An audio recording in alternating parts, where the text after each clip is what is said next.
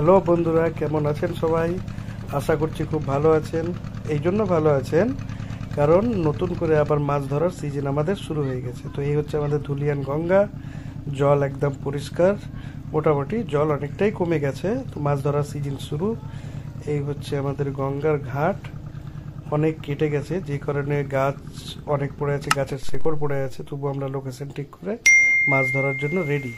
আজকে হচ্ছে এই বছরের আমাদের প্রথম দিনের টোপ তেমন খুব একটা খাস বানাইনি।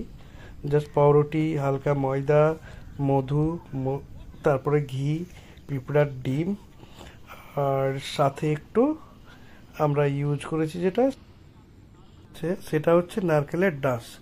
এই আমাদের টোপ। এটা হচ্ছে সন্তোষদা, আমাদের খুব অভিজ্ঞ একটা শিকারী, বহুদিন থেকে মাছ ধরে। ইনি যদিও অল টাইম আসতে পারেন না, কারণ এনার একটা সাইড বিজনেস রয়েছে ধুলিয়ানে, সেরা লাচ্ছির দোকান রয়েছে। এই দেখুন, বলতে বলতে একটা মাছ বেঁধে গেছে। খুব সুন্দর মাছ বেঁধেছে, উনি বাঁধিয়েছেন। দেখা যাক কি হচ্ছে। ছাকনা হাতে বাপি,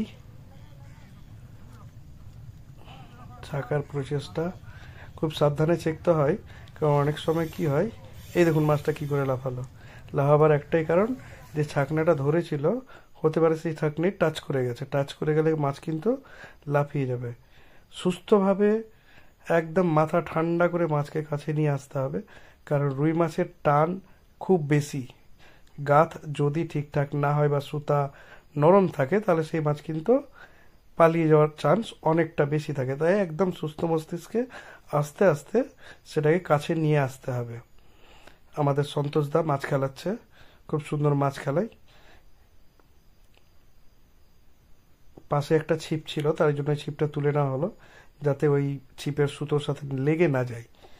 সন্তোষদা মাছ খেলাচ্ছে, চাকনা হাতে রেডি আছে একজন।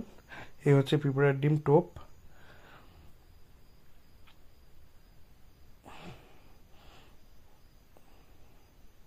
আপনারা যে ঘাটে বসবেন, যেখানে সিট করবেন, সবসময় লক্ষ্য রাখবেন, মানে ভোর রাতে গিয়ে দেখে নেবেন যে মাছের চালাটা কেমন দিচ্ছে সেই জায়গায়, বা আশেপাশে গাছ রয়েছে কিনা। সবসময় গাছের ডান দিকে বসার চেষ্টা করবেন, তাতে মাছ হওয়ার সম্ভাবনাটা অনেক বেশি থাকে।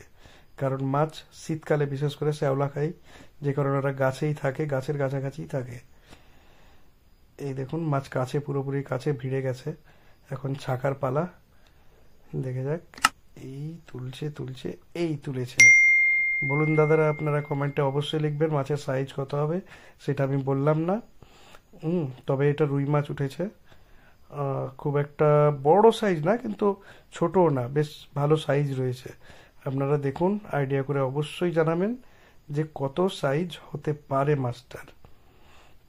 বছরের প্রথম মাছ, খুব খুশির একটা ব্যাপার। তারপরে এই মাছের পরে আর একটা মাছ গেঁথেছিল, যেটার ভিডিও হয়তো আপলোড করতে পারলাম না।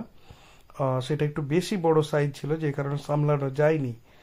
বাদিকে গাছ রয়েছে, গাছে আপনাদের অসংখ্য ধন্যবাদ। মাছটা সাবস্ক্রাইব করবেন, লাইক করবেন। ধন্যবাদ অসংখ্য, শেয়ার করে অন্যদের দেখার জন্য শেয়ার। ধন্যবাদ।